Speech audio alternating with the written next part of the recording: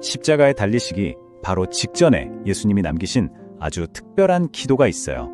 근데 이게 그냥 2000년 전 제자들만을 위한 게 아니라 지금 이 시대를 살아가는 바로 우리를 위한 정말 강력한 약속이라는 거 혹시 아세요?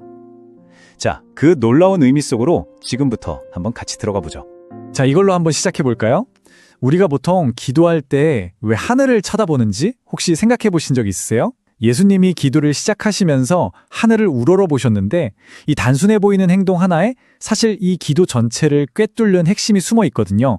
그 당시 문화를 보면요, 보통은 머리를 숙이는 게 겸손의 표현이었어요. 그렇죠. 그런데 하늘을 우러러 기도한다? 이건 정말 이례적인 행동이었던 거예요. 이게 무슨 뜻이냐면 나는 하나님과 아주 특별하고 친밀한 관계입니다 라고 사람들 앞에서 선포하는 거나 마찬가지였죠. 그러니까 남다른 친밀감 그리고 권위의 표현이었던 셈이에요. 바로 여기서 예수님의 의도를 우리가 엿볼 수 있는 거예요. 제자들이 다 보고 있는 앞에서 굳이 하늘을 보셨다는 건 일종의 공개적인 약속 같은 거였어요. 내가 지금부터 하는 이 기도는 한마디 한마디 전무 응답받을 것이다. 이걸 제자들 마음에 확실하게 심어주고 싶으셨던 거죠. 자, 그렇게 기도를 시작하시면서 예수님은 먼저 영광을 구하세요. 그런데 이 영광이라는 게 그분이 우리에게 주려고 했던 가장 궁극적인 선물, 바로 영생하고 아주 직접적으로 연결이 됩니다. 근데 정말 놀라운 건요, 요한복음에서 예수님이 말씀하시는 영광이 우리가 흔히 생각하는 그런 화려함이 아니라는 거예요. 그게 뭐였냐면 바로 십자가였어요. 하나님의 그 깊고 깊은 사랑과 계획이 드러나는 그 고통의 길이 역설적이게도 영생으로 가는 가장 영광스러운 길이었다는 거죠. 정말 대단하지 않나요? 보통 우리가 영생하면 딱 떠오르는 이미지가 있잖아요. 그냥 죽지 않고 영원히 끝도 없이 사는 거. 시간의 무한한 길이를 생각하죠, 보통은. 그런데 예수님은 이 개념을 완전히 180도 뒤집어 버리세요. 영생은 시간의 길이 문제가 아니라 관계의 깊이 문제라는 거예요.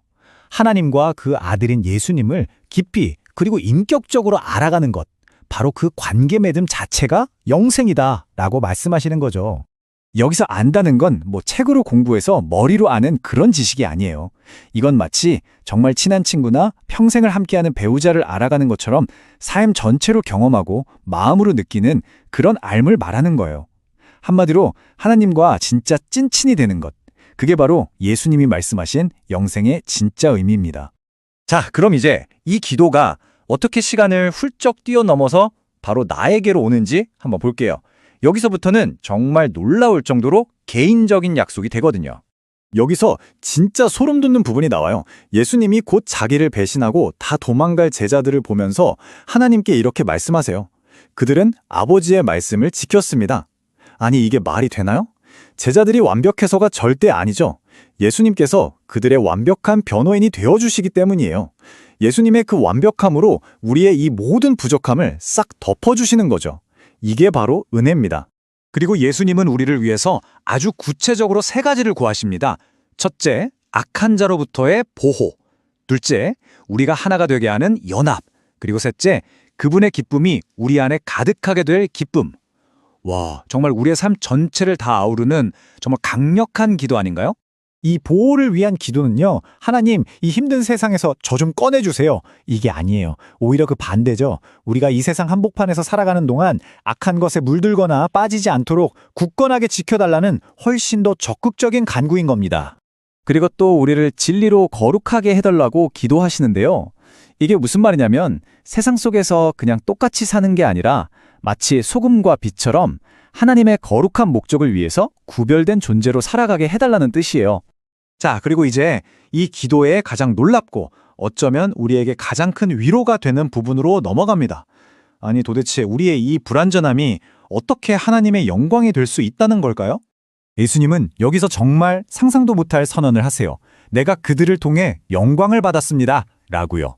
자신의 그 찬란한 영광이 바로 저 실수투성이 제자들의 삶을 통해서 드러난다고 그렇게 말씀하고 계신 거예요.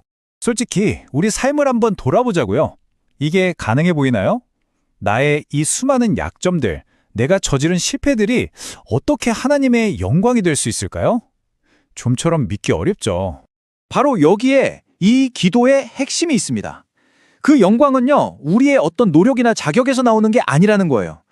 이건 전적으로 우리를 위해 기도하신 예수님의 기도가 반드시 이루어질 결과물이라는 거죠.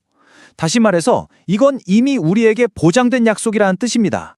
이게 무슨 말이냐면 바로 여러분의 삶이 그 모든 부족함과 연약함에도 불구하고 하나님의 사랑과 영광이 가장 찬란하게 빛날 무대라는 뜻이에요. 이 기도는요, 우리의 약함을 통해서 일하시는 하나님의 그 놀라운 능력을 보여주는 살아있는 증거 그 자체입니다. 자, 이 놀라운 기도는 오늘 우리에게 한 가지 질문을 던집니다. 나는 오늘 이 기도의 응답으로 어떻게 살아가고 있는가?